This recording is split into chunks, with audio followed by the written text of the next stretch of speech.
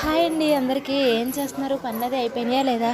Video తీసింది అయితే గురువారం సాయంత్రము, వాయిస్ ఇచ్చేదైతే శుక్రవారం సాయంత్రం. పోస్ట్ ఎప్పుడు చేస్తానో చూడాలి. అసలు విషయం ఏంటంటే చూస్తున్నారు కదా, కరివేపాకుని ఒక బాక్స్లో పైన అలాగే అడుగున కూడా టిష్యూస్ వేసేసి ప్రాపర్గా స్టోర్ చేద్దామని చెప్పేసి చేస్తున్నాను. మామూలుగా ఒక 10-15 డేస్కి అయితే నేను స్టోర్ చేస్తానండి, ఫ్రెష్గా ఉండేలాగా. కానీ ఇలా చేస్తే ఒక 2 months అయినా ఫ్రెష్గా ఉంటుందని చెప్పేసి మా ఫ్రెండ్ చెప్పిందనమాట. ఏమమ్మా 2 months కరివేపాకు దాచుకోవడానికి మీ ఊళ్ళో కరివేపాకే దొరకదా అని అంటారేమో.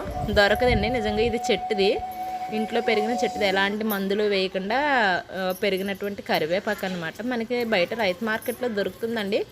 అది విపరీతమైన మందులు అది వేసేసి పెద్ద పెద్ద ఆకులు వచ్చేసి ఉంటున్నాయి అన్నమాట. పైగా ఏంటంటే మా పిల్లలు మేకల్లా తయారయ్యారన్నమాట.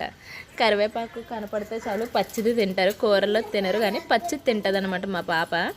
సో దానికోసం అని చెప్పేసి దాచేసి ఉంచుతున్నాను అనమాట. అలా నీట్గా చూసుకొని బాగున్న రెమ్మలన్నీ తీసి ఉంచుతున్నాను. మిగతాదంతా కూడా కొద్దిగా సపరేట్ చేశానండి. కొన్ని ఆకులు నేను తీసుకున్నాను, పొడి అది చేద్దామని. అలాగే కొంచెమేమో ఇక్కడైతే తెలిసిన వాళ్ళకి అది ఇద్దాము, మా ఇంటి దగ్గర వాళ్ళకి అని చెప్పేసి చేశాను. అయితే మీలో ఎంతమందికి కరివేపాకుతో చేసిన ఏ రెసిపీస్ అంటే ఇష్టమో చెప్పండి. నాకైతే కరివేపాకుతో నిలవ పచ్చడి పెడతారండి, నాకు రాదు, మా అమ్మగారు పెడతారనమాట. సూపర్ టేస్ట్ ఉంటుంది అసలు, అది ఒకటి. అలాగే నేను చేస్తాను కరివేపాకు పొడి, అది 2 చాలా ఇష్టం అన్నమాట.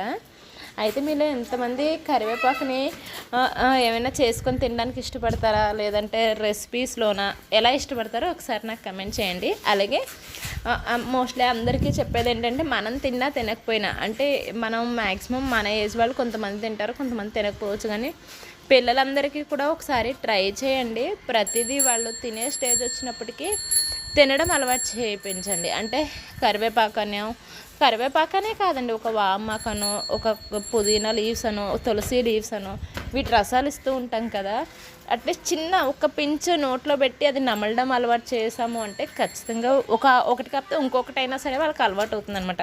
మా పిల్లలకైతే నేను అలాగే ట్రై చేశానండి. దానివల్ల కరివేపాకు, వాము, పుదీనా, తులసి ఈ ఆకుల్ని చాలా ఈజీగా తింటారనమాట వాళ్ళు. అందుకని చెప్పేసి నేను ఇలా ఇళ్ళల్లో పెరిగిన ఆకులు అది ఉంటే తెచ్చి దాచుకుంటూ ఉంటాను. వీడియో నచ్చితే లైక్, షేర్ అండ్ సబ్స్క్రైబ్.